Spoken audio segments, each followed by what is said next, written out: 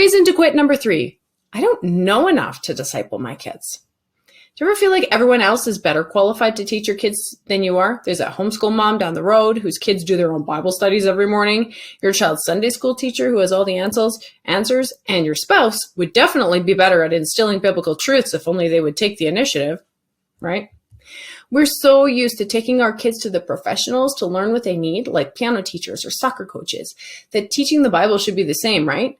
So we drop our kids off at church programs, hoping Awana and Sunday school and VBS will turn them into spiritual giants.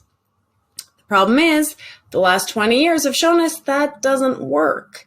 A Lifeway study showed that only 33% of church teens continue following Christ even after having the best children's and youth ministry programs in history.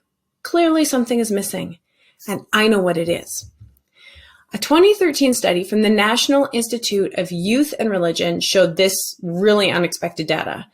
Of Christian parents who both walk the walk and talk the talk, consider their beliefs very important, and participated in their churches, 82% of their children were active in their faith as young adults. The 33% retention rate reported by Lifeway is significantly smaller than the 82% reported by the first study. What's the difference?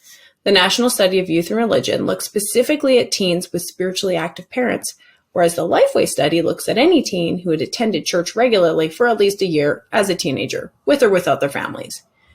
What does that mean? Parents play a key role in helping our kids grow a faith that sticks. Or as the lead researcher on the NSYR study put it, one of the strongest factors associated with older teens keeping their faith as young adults was having parents who talked about religion and spirituality at home. But no pressure, right? So what happens when you feel totally unequipped to actually have these conversations at home? Like many people in our generation, your own faith was probably also formed at the church. So maybe you don't have a clue what to do at home. Or maybe you were raised by solid Christian parents who did all the things with you, but you found it off-putting as a child and don't want the same experience for your kids. Or maybe you came to church as an adult and you just don't have the first clue how to communicate what you've discovered in kid-friendly language. I mean, what if you do this discipleship thing wrong and your kids end up feeling forced into faith? Or you don't explain it well and they end up with terrible theology for life? I mean, nobody wants that. That would certainly push our kids away from God and maybe even from us. That brings us to mistake number 3. Focusing on what you don't know. Let's imagine that you decide to wait until you've read the whole Bible, or at least a couple theology books. So you spend 0 time talking about God or reading the Bible with your child in the first 10 years. The blue line at the bottom of the graph is what happens when you choose to wait until you feel fully equipped.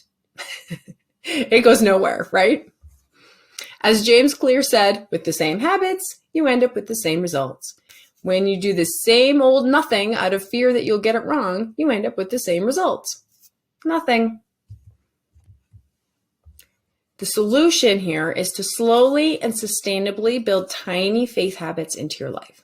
So let's imagine that you start at age 1 with a 30-second faith routine. That's doable, right?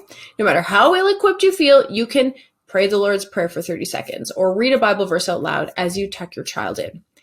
Now let's imagine that each year you get a little more confident. So each year you add 30 seconds per day. At age 2, you're reading the Bible or praying with your child or listening to worship music for a total of 1 minute per day. By age 10, you're doing 5 minutes per day. And the green line represents how much time you're spending each day with your child. By the time your child is 10 years old, you're spending nearly 2,000 minutes per year in intentional conversations and prayer with your child. You know, that may not sound like a lot in the grand scheme of things, but let me tell you another Bible story. After the Israelites returned from exile in Babylon, they began to rebuild the temple. As expected, the neighboring nations didn't really want them rebuilding, so they kicked up a fuss with the king of Persia. The Israelites got scared, so they stopped. So for years, they let their fear keep them from rebuilding the temple. Finally, God spoke to a young priest named Zechariah. In the middle of an intense night of really strange dreams, God told Zechariah that he wanted them to get back to work on the temple.